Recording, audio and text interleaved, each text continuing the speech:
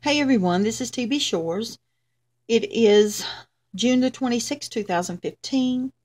I wanted to pick back up on where we kind of left off yesterday with the video and the information that I had shown you about the pineal gland.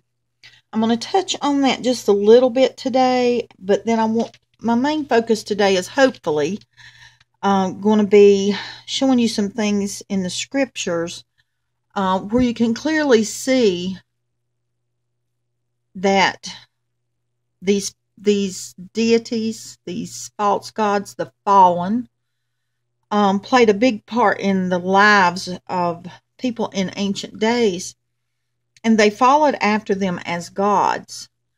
And a lot of what we see or have learned in mythology actually carries a lot of truth within. And, we've just kind of been led to feel that it was myth or unbelievable or fairy tale, however you want to look at it, so that Satan could carry out what he wanted to right in our face, and we wouldn't even think anything about it. But right now, I want to get back on this. One thing I wanted to point out that I hadn't spoke of yet is how the pineal gland, it says this gland produces melatonin, however you want to pronounce it, a hormone that affects the moderation of wake-sleep patterns. Okay, the thing I want to tell you about this is, most of you probably already know what circadian rhythm is. I think I'm pronouncing that right. Circadian rhythm. It is what is controlled by the pineal gland that, how would you say, recognizes night and day. And when it's dark, it secretes melatonin to give us that sleepy feeling so we can go to sleep and have a good night's sleep, okay?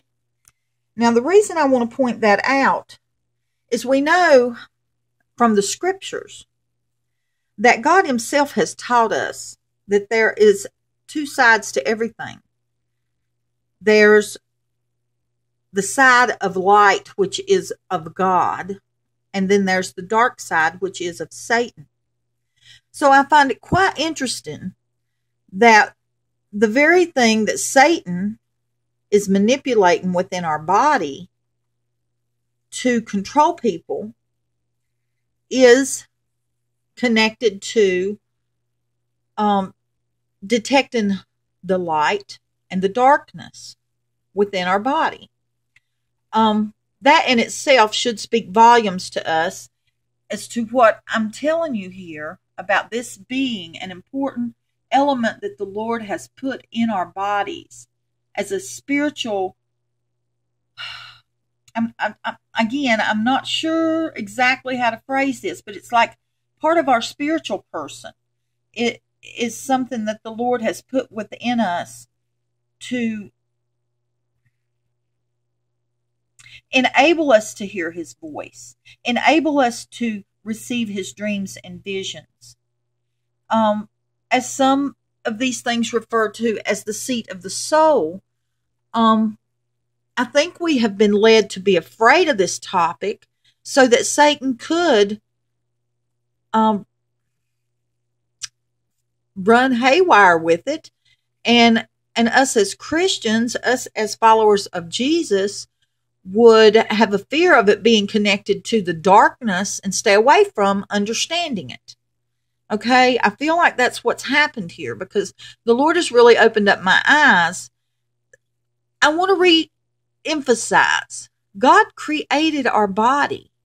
This is mostly, the pineal gland is mostly connected to mysticism and New Age religion, as far as we understand it in this day and time. But we have to understand, God created this body.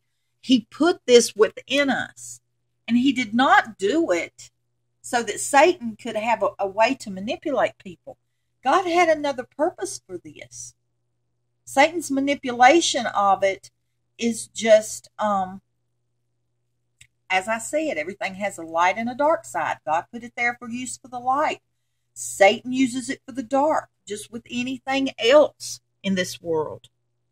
I use my computer for looking and being informed about things of the light and understanding the things of God and what God is teaching me. And then there are other people who use their computer for nothing but things of darkness. I'm just trying to make a point here, okay? I want to revisit this as well. Give me just a moment. I'm glancing at something.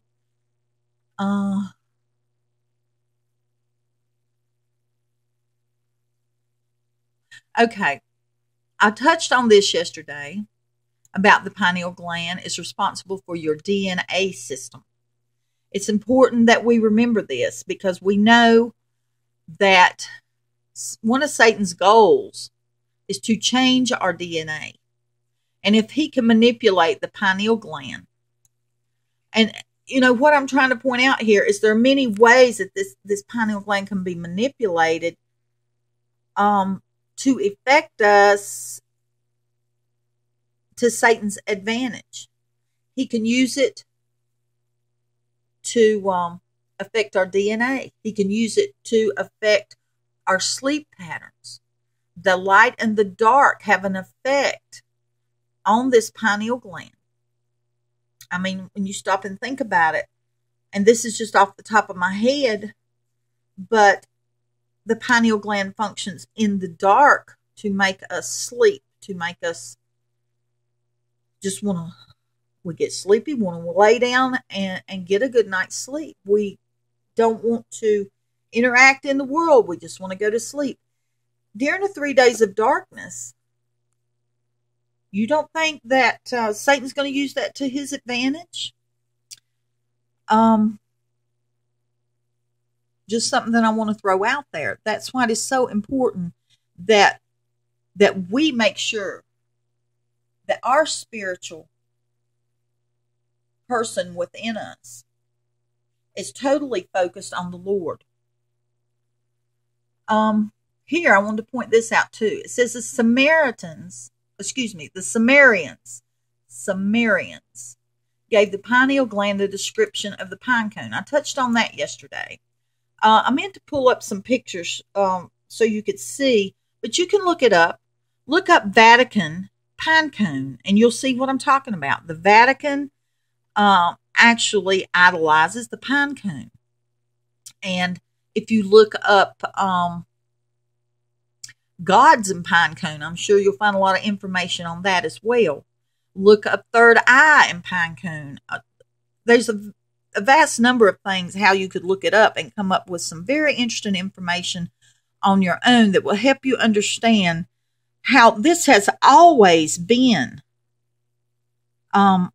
something that I believe that Satan has manipulated. If you look in Daniel and you see the story of Shadrach, Meshach, and Abednego, you see that Nebuchadnezzar was demanding worship of his idol that he had created there. But one thing that always stood out to me is music. Music was always played, and it even gave a list of the instruments that were played there. Music was always played before they were to bow down and worship this idol. It's in the early, I can't remember exactly, but go back, look it up. You can find it, and you'll see what I'm talking about. And that always, and I don't know why, it always made me wonder, why do they always play music and then they are, because it was an order of things. The music had to be played, and then they were to fall down and worship the beast. Or, excuse me, the idol. And the reason I said the beast is because the Lord showed me through that this is a picture of what happened there with Shadrach, Meshach, and Abednego and Nebuchadnezzar. It's a picture of how the Antichrist, the beast, will implement his rule. Okay? And that's why I'm saying this all connects back, and it's all about what was, what is in front of us now, and what is to come. We've got to understand how this all intertwines, and God has laid out much of it in the Word if we seek Him and take time to read it. Let's see, I'm trying to see what else this has to say.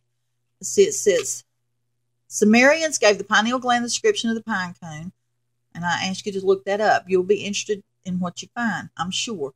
You can see it in all the symbolism encoded ancient art. Okay, there you go. Look that up.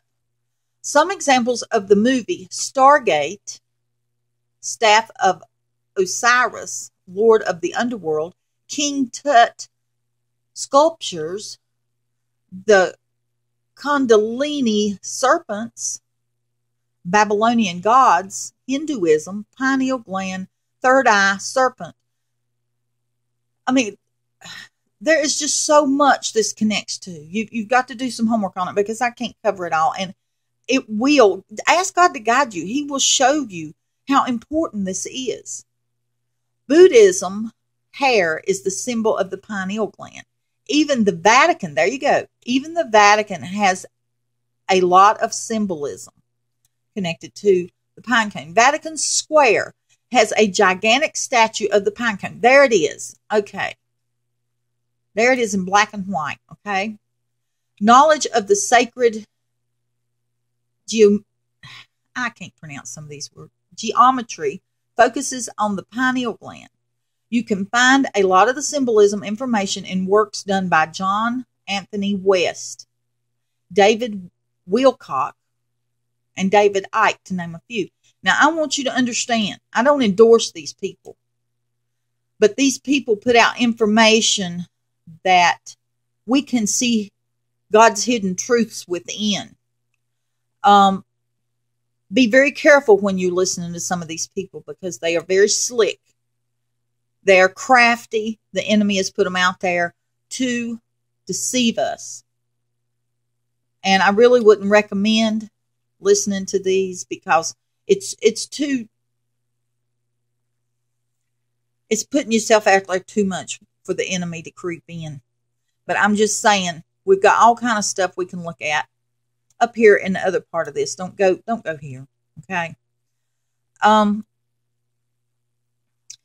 Let's see. There again, we see the eye of Horus connected to the pineal gland. And right here, this is interesting. You need to know similarities between the cross section of the brain showing the pineal gland and the eye of Ra. Ra was an ancient Egyptian god. If I'm not mistaken, he was a sun god. I'll show you. Well, let me show you that. I think I can get to it right now. Oh, no, that's the wrong one. Wait a minute. I got a note somewhere around here. Bear with me. Let's see. Yes. My note says, and I'll just show it to you right here. It says, I wrote occult symbols.